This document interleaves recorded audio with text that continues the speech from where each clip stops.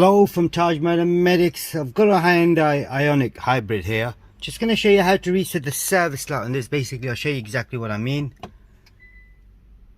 So switch the ignition on without pressing anything. It's a touch one.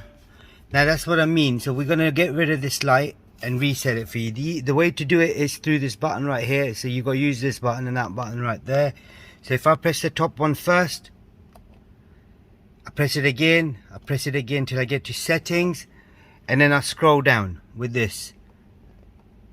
When I get down to service, I then push this button in. This comes up. I then press and hold this button for 10 seconds. It says reset time and distance. I'll let go of the button, press yes.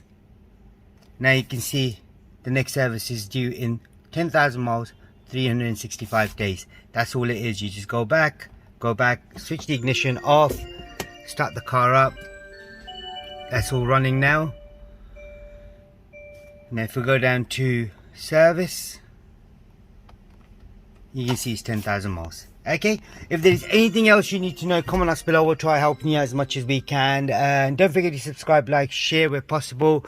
And thanks for watching. Goodbye.